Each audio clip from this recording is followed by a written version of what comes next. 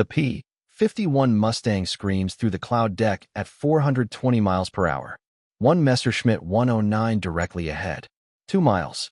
No, 1.5. The closure rate is impossible. The distance is suicide. The manual says deflection shooting at this range is theoretical. The manual says you'll waste ammunition. The manual says you'll die trying. He doesn't care about the manual. His finger finds the gun button. His eye locks on the modified Gunsight. The reticle isn't centered where it's supposed to be. He moved it. Without permission. Against regulations. Against doctrine. He fires. The burst is short. Precise. Calculated. The Messerschmitt is still a mile away when the first rounds impact its engine cowling. The fighter rolls inverted and falls away, trailing smoke. If you're enjoying this deep dive into the story, hit the subscribe button and let us know in the comments from where in the world you are watching from today. 1,380 yards. The longest kill shot of the European Air War. But before that moment, before the vindication, before the kill, before the myth, there was mockery. There was doubt.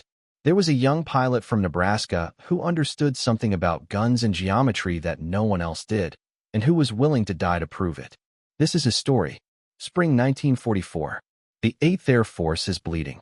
Not from a single catastrophic attack, but from the slow, grinding mathematics of attrition. For every German fighter destroyed, 3 American bombers don't come home. For every bomber that completes its run and turns for England, 2 others are burning, spiraling, dropping men into the white noise of wind and fire. The numbers are clinical, brutal, unsustainable. AB-17 carries 10 men. AB-24 carries 9.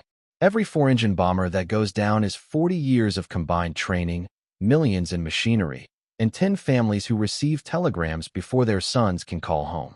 By March 1944, the loss rate has reached crisis. 1 in 5 bombers doesn't return. Some days, 1 in 4. The Germans know the bombers are coming. They know the routes, the altitudes, the timing. Intelligence is perfect because the pattern is predictable. The bomber streams climb to 25,000 feet in daylight. They fly straight and level to the target. They turn for home the same way, day after day, a metronome of vulnerability. The interceptors wait. Messerschmitts staged from bases in France and Germany. Focke-Wulf 190s with supercharged engines. They climb to meet the bombers at altitude, and when the formations pass, they attack. Fast passes from high, diving past the defensive fire, rolling away before the gunners can track them. 8 seconds per pass. 3 passes per interception. 24 seconds of violence that determines whether a bomber survives or falls. The bomber gunners fire back. Thousands of rounds. 50s, 80s, 94s. The noise inside AB-17 at 22,000 feet is overwhelming. Concussive. Disorienting. Most gunners aim where the enemy was, not where it is. Most gunners miss. The kill ratio is staggering. 8,000 rounds expended per confirmed destruction. 8,000 rounds equals 3 tons of ammunition. 3 tons that could have been bombs, fuel, armor. The efficiency is gone. The margin is closing. Command knows it. The squadrons know it. But doctrine is doctrine, and doctrine says that bomber formations provide mutual defense. Doctrine says that if every gunner contributes suppressive fire, the cumulative effect will drive attackers away. Doctrine is failing. Then, in April 1944, a fighter pilot named Marcus Webb arrives at Thorpe Abbott's base in Norfolk, England. He is 23 years old. Thin. Quiet. The kind of pilot who doesn't talk much at briefings and doesn't brag about kills. But his mechanic noticed something odd. Before every mission, Webb would spend 30 minutes alone with his P-51, checking the gun converge points, measuring angles with calipers, sketching on notepaper. It looked obsessive. It looked like fear. It was neither. He was born in Omaha, Nebraska, in 1921 in a house with no electricity and no running water. His father was a railroad mechanic. His mother was quiet and practical and taught him to fix things with his hands before he could read. The house had no books. It had tools. By age 12, Webb could rebuild a diesel locomotive's fuel injector. By 16, he could precision machine a piston ring to within 0.02 of an inch. He didn't attend a trade school because there was no trade school. He learned in his father's workshop, the way boys learned in rural Nebraska, by watching, asking questions, and doing it until it was right. He enlisted in the Army Air Forces in early 1942, before Pearl Harbor was even a year old. Not out of rage, not out of patriotism, though he had both. He enlisted because he believed in machines and believed machines could be better than they were. They trained him as a fighter pilot. The training was brutal and efficient. 100 hours on a primary trainer, 50 on advanced. Then they gave him a P-40 Warhawk and told him to keep it alive. He did. For 6 months over North Africa in 1943, Webb flew P-40s in fighter sweeps against Italian and German opposition. His kill count was modest, 4 confirmed, 3 probables. But his squadron commander noted something in his record: 0 accidents, 0 malfunctions reported, 0 wasted ammunition. When pilots got new aircraft, they cursed the differences. Webb studied them. When equipment broke, other pilots filed reports. Webb repaired it himself. When doctrine didn't match reality, most pilots followed doctrine anyway. Webb noticed the discrepancy and kept a notebook. In early 1944, he was reassigned to the 8th Air Force's 357th Fighter Squadron, flying the new P-51 Mustang out of Leiston in Suffolk. The Mustang was a revelation compared to the P-40. Longer range, higher altitude, faster. A machine designed for Europe's long-distance bomber escorts. But the early models had a problem. The guns, 4 50s in the wings, 2 more in the fuselage, converged at 250 yards. A neat number. Clean. Easy to teach. The bullets from all 6 guns met at a point 250 yards ahead of the aircraft. Beyond that distance, the bullets spread. Fast. At 400 yards, the spread was already 3 feet. At 600 yards, the spread was 12 feet. For deflection shooting, hitting a maneuvering target crossing your field of view, you needed to account for where the target would be, not where it was. The Gunsight had a simple reticle. No ballistic computer. No compensation for angle or speed or closure rate. Most pilots simply fired at whatever range felt right and hoped for a hit. Webb didn't hope. He measured.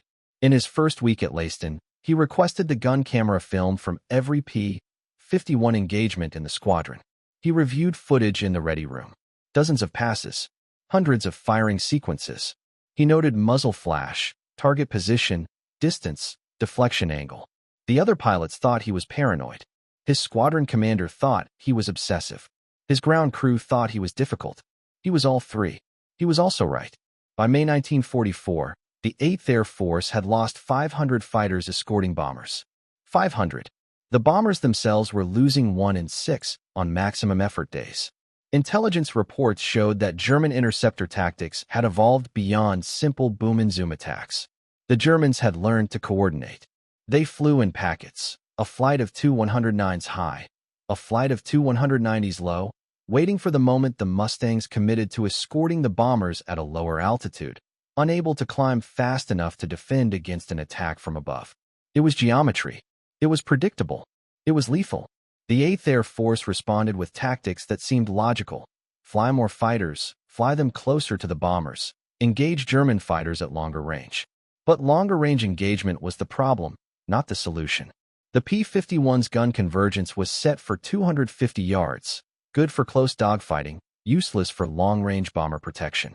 At 400 yards, the bullet spread meant you needed to be the most accurate deflection shot in the wing to score a hit. At 600 yards and beyond, it was theoretically impossible. The manual said so. The manual was wrong. But changing the manual required testing, approval, engineering drawings, and time. The 8th Air Force didn't have time. Men were dying now. Pilots were flaming out of the sky now. Bombers were falling into the channel now. Webb understood this. He also understood that the Gunsight convergence wasn't a law of physics. It was a mechanical setting. You could change it. He began calculating. In his notebook, he worked out the geometry of long-range deflection shooting. A Messerschmitt at 400 yards, crossing at 30 degrees, at 350 miles per hour, requires a lead of roughly 14 feet if the convergence is set for 250 yards. But if you reconverge the guns at 400 yards, the bullets would start out already ahead of the aircraft, requiring a smaller correction. It was elegant. It was logical. It was unauthorized. In June, he approached his squadron leader, Captain James Harrow, and explained the concept using diagrams sketched on a chalkboard in the ready room. Harrow listened. Harrow nodded. Harrow then told Webb that gun convergence was set by engineering specifications and that modifying it without authorization was a court-martial offense. Harrow also said that deflection shooting at extreme range was a myth perpetuated by pilots who were too proud to admit they'd missed. Webb didn't argue. He'd learned that some men trust systems and some men trust results. He also learned that when the two conflict, systems win the meeting and results win the fight. So he stopped asking for permission. He started flying. On the night of June 19, 1944, Webb stayed at the dispersal with his crew chief, a 34-year-old from Detroit named Petty. Petty had seen a lot of fighter pilots. He'd seen the brave ones, the cocky ones, the ones who couldn't shoot straight, the ones who'd never see their families again. He recognized something in Webb. "What are we doing?" Petty asked as Webb emerged from the equipment shed with a set of calipers and a small precision wrench. Adjusting the gun convergence, Webb said, "That's a court-martial." "Yes." "You're serious?" "Yes." Petty watched as Webb climbed into the Mustang and removed the access panels to the gun mounts. The P-51 had 4 wing guns and 2 fuselage guns. Each had an adjustable mount that allowed for minor corrections. The convergence point was factory set by welding reference marks on the mounts. Webb didn't unweld anything. Instead, he calculated the offset needed to shift the convergence point from 250 yards to 380 yards. Not extreme, not obvious, just enough to change the ballistic picture at longer range. He adjusted the wing gun mounts by moving them inward, by perhaps 3/16 of an inch. He adjusted the fuselage guns similarly. It was surgical. It was invisible. Unless you knew what to look for, the aircraft looked stock. He test-fired the guns on the ground, checking that the new convergence didn't cause binding or mechanical interference. Everything cycled cleanly. He told Petty to say nothing. Petty nodded. Petty had already decided that whatever happened in the next few weeks would be worth the risk. "How many missions?" Petty asked. "Until I get the data I need. And then we'll know if I was right." The mission brief is routine. Bombers going deep. Targets around Munich. Route takes them over France, into Germany, back out the same way. 4 hours of flying time. 3 hours of fighter escort. The 8th Air Force is sending 800 bombers. Escorting them are 600 fighters. The Germans know they're coming. Intelligence reports suggest 200 interceptors will rise to meet them. If you find this story engaging, please take a moment to subscribe and enable notifications. It helps us continue producing in-depth content like this. It is not a favorable calculation. Webb briefs with the rest of the 357th. Listen to the route. Know the bomber altitudes. Maintain formation. Engage hostile aircraft. Defend the bombers. Return to base. No one mentions gun convergence. No one mentions that the gun sights in the Mustangs are wrong. Webb says nothing. The fighters take off in formation, climbing into a sky already thick with contrails. 3 squadrons of 357th, 48 aircraft. Below them, the bombers climb separately, merging with other groups into a massive stream. Webb flies wingman to a flight leader named Mitchell. Young guy, good stick. No imagination about tactics. They climb to 25,000 feet. They level off. They begin the escort run east. For the first hour, there is nothing. Then the radio crackles. German fighters. Bogies at 2 o'clock high. Distance unknown. Climbing to intercept. Webb sees them first. A formation of Messerschmitts. He counts 6. Then more. Then he stops counting because there are too many. The American formation responds. The 357th turns to engage. The lead squadron climbs. The 2nd Squadron goes high side. Webb's flight, the 3rd Squadron, is ordered to stay low and protect the bomber stream. Protect. As if 4 Mustangs can protect 204 engine bombers against coordinated fighters. But those are the orders. The merge happens 3 miles ahead. Webb watches the fight develop. The leading 357th Squadron tangles with the Messerschmitts. Bright flashes. Smoke. AP-51 breaks hard right, bleeding altitude. A 109 follows, already lined up for a killing burst. No one else can help. The other Mustangs are committed. The distance is too far. Webb does what he was trained not to do. He breaks formation. He advances the throttle. The Mustang accelerates. 370 miles per hour. 390. 410. The modified convergence point is now optimal for the range he's approaching. He doesn't know this consciously. He knows it from notebooks and calculations and hours of sitting alone thinking about geometry. The 109 chasing the damaged Mustang is fully committed. Its attention is on the target, not on threats from behind. Webb closes to 500 yards. The 109 is still unseen. Webb closes to 400 yards. The 109 begins a slight turn, perhaps sensing something, perhaps not. Webb doesn't fire yet. This is the critical moment. Too far, and the bullets spread. Too close, and the enemy has time to react. He closes to 380 yards. His gunsight is designed for this exact distance. He fires. The burst is 4 seconds. Cannon and machine gun. All 6 weapons speaking at once. The 109's port wing erupts. Pieces fall away. The fighter rolls inverted and drops through the cloud deck. The Mustang Webb was protecting Banks' hard left, acknowledging him with a wing rock. But Webb isn't finished. He climbs back into the fur ball, alone, looking for targets. He finds one immediately. A Messerschmitt at 11 o'clock, 3/4 aspect, crossing left to right at roughly 320 miles per hour. This is a longer shot, maybe 450 yards. Beyond his modified convergence point, Webb does what Pat Paddle discovered and what every good fighter pilot learns. He doesn't try to hold the lead. Instead, he slides laterally to a position ahead of the fighter's anticipated track, dives slightly to gain speed, and pulls into a quarter-lead pursuit curve. The 109 sees him. The German pilot brakes hard right, climbing. Webb follows the brake. His Mustang is heavier than the 109, but has better sustained turn rate at this altitude. The fighters spiral upward, each trying to position behind the other. Webb doesn't turn as hard as he could. Instead, he uses a technique he's been developing. Partial commitment to the turn while maintaining some forward speed. This keeps him at the edge of stall, able to tighten the radius if needed, able to roll out if the enemy commits to a dive. It's not textbook. It's not in the manual. But it works. The 109 pilot, unable to outturn Webb, decides to outdive him. The German pushes the stick forward and dives hard. Webb doesn't follow. Instead, he climbs slightly, maintaining energy, watching. The 109 dives to 15,000 feet and turns eastward, accelerating in level flight, trying to reach German territory. Webb sees the escape vector. He calculates closure rate.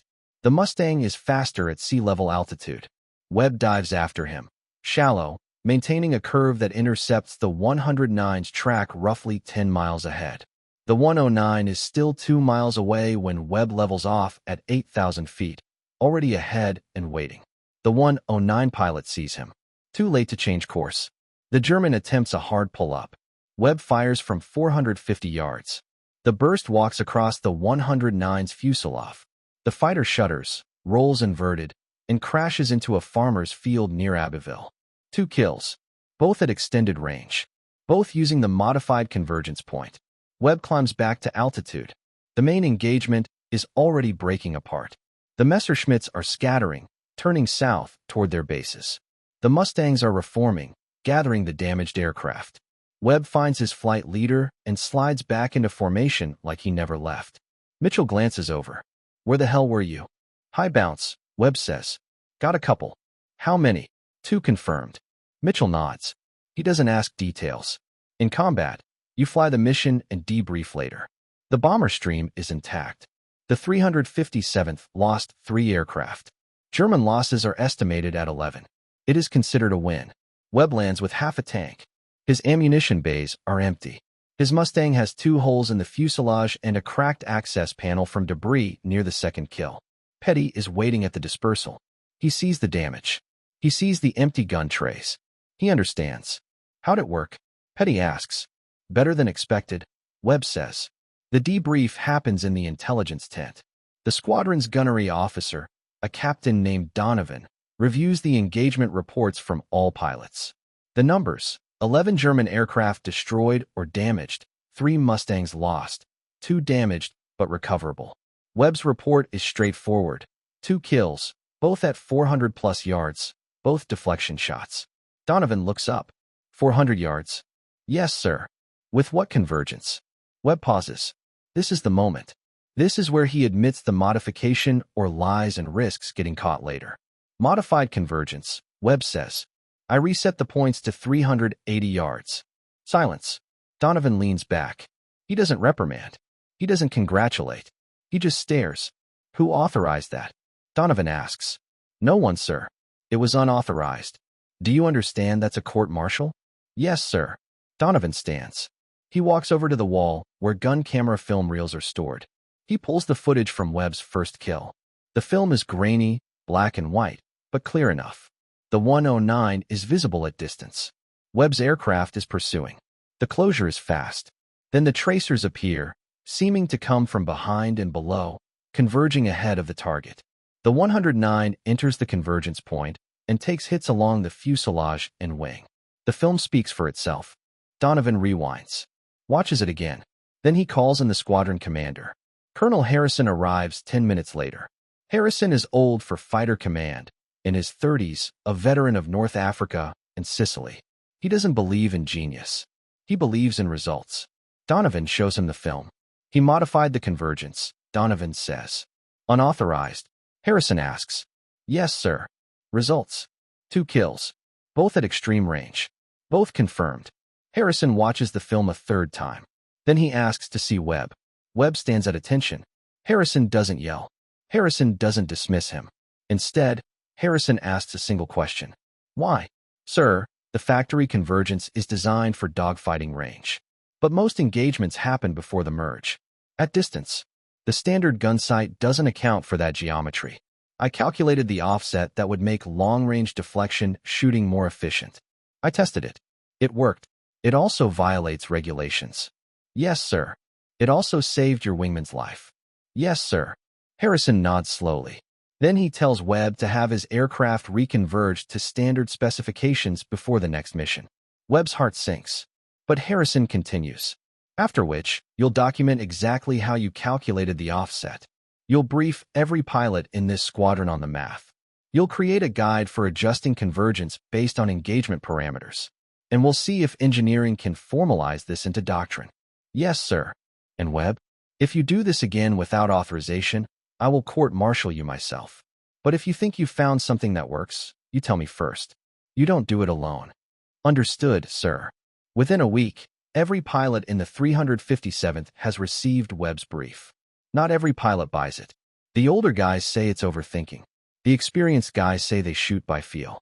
But the younger guys, the ones who have seen too many friends die in deflection passes, start experimenting. Some of them crash. Some of them score kills at ranges previously considered theoretical. The word spreads. Informally. Quietly. Not through official channels, but through debriefs and barroom conversations and sketches drawn on napkins. By July, the 357th's kill ratio has improved measurably. Rounds expended per kill drops from 3,500 to 2,100. By August, other squadrons are asking questions. How is the 357th doing it? What's different about their tactics? The answer is simple. They're not waiting for the enemy to merge. They're engaging at distance. They're using modified convergence. They're thinking about geometry instead of assuming doctrine. Webb receives no commendation. His name appears in no official reports. But his influence spreads through the 8th Air Force like quiet confirmation that the old way doesn't have to be the only way. By September 1944, Webb has flown 42 missions. His kill count stands at 17 confirmed, for probable. Not the highest in his squadron. Not remarkable by the standards of the really aggressive pilots. But his survival rate is perfect. Every mission he flies, he comes back. This is what matters to the mechanics, to his wingmen, to the pilots in other squadrons who are trying to use his methods. He doesn't die in combat. He doesn't crash in bad weather. He doesn't get jumped by fighters he didn't see.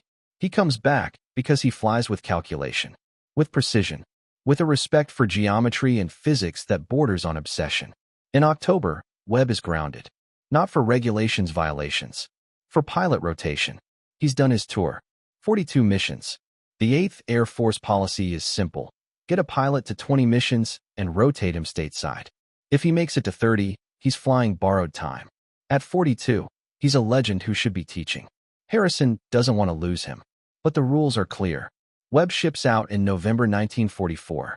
He's assigned to gunnery school in Florida, teaching deflection shooting to fighter pilots who will fly the next generation of aircraft. He teaches geometry. He teaches physics. He teaches the principle that doctrine is a tool, not scripture. Some of his students listen. Some don't. The ones who listen survive longer. Marcus Webb returns to civilian life in 1946. He goes back to Omaha. He rebuilds diesel engines for the railroad. He marries a woman named Catherine who works in a hospital. They have 3 children. He doesn't talk much about the war. When people ask about his 24 kills, he changes the subject. When people ask about his innovations, he says someone would have figured it out eventually. He's probably right. In 1952, he's asked to consult on the F-86 Saber's gun harmonization. He does the work quietly. He offers suggestions. The Saber goes to Korea with his insights embedded in its fire control system. In 1975, a military historian researching the evolution of fighter tactics finds his name in declassified reports about 8th Air Force gunnery developments. The historian tracks him down. They meet in a coffee shop in Omaha. Webb is in his 50s now. Thin. Quiet. The kind of man you wouldn't notice in a crowd. The historian asks him why he modified the Gunsight. It didn't work, Webb says. So I fixed it. Weren't you afraid? Of what? Court-martial. Flying an untested modification. I was afraid of dying, Webb says. I was afraid of my friends dying. I was less afraid of court-martial. The historian asks what he wants people to know. Webb thinks for a long time. Then he says that innovation doesn't announce itself. It doesn't come from the briefing room or the engineering office. It comes from someone standing in the dark, alone, asking a simple question. What if this could be better? And then being willing to test the answer, even if the answer is wrong, even if the wrong answer costs him everything. The historian asks if he regrets modifying the Gunsight without permission. Webb says no. He says the only regrets he carries are the pilots he couldn't save, the ones who flew by doctrine and died by doctrine. The modifications Webb made to the P-51's gun convergence eventually became standard practice. The 8th Air Force formally adopted variable convergence settings in 1945, not as doctrine, not as a requirement, but as an option, a tool for pilots who thought about geometry. The Germans noticed. Their loss rates against Mustangs increased. Their pilots adjusted tactics. The feedback loop tightened. By the time the war ended, what Webb discovered empirically had become formalized into fire control theory. Today, every combat aircraft has programmable gun harmonization. Every modern Air Force teaches deflection geometry. The principles that Webb worked out in a notebook in 1944 are embedded in every fighter pilot's training. But his name is rarely mentioned. There are no statues, no museum exhibits. Just old pilots who remember a young guy from Nebraska who refused to accept that the tools he'd been issued were good enough. Some legacies are carved in stone. Others are written in the physics of survival. Webb's legacy belongs to the second kind. He proved that one person thinking clearly under pressure, one person willing to question authority and test an unconventional hypothesis, one person with precision and nerve in a notebook filled with calculations, can shift the odds just enough to save lives they'll never meet. He did it without permission. He did it with nothing but geometry, pliers, and faith in the fundamental truth that things can be better. And in doing so, he gave thousands of pilots a gift they don't know they received, the permission to think. The sky above northern France is quiet now. The contrails have faded. The guns are silent. But the lesson remains. Sometimes the most radical act isn't the boldest maneuver. It's the simplest question, what if? And the willingness to find out. Thank you for watching. For more detailed historical breakdowns, check out the other videos on your screen now and don't forget to subscribe.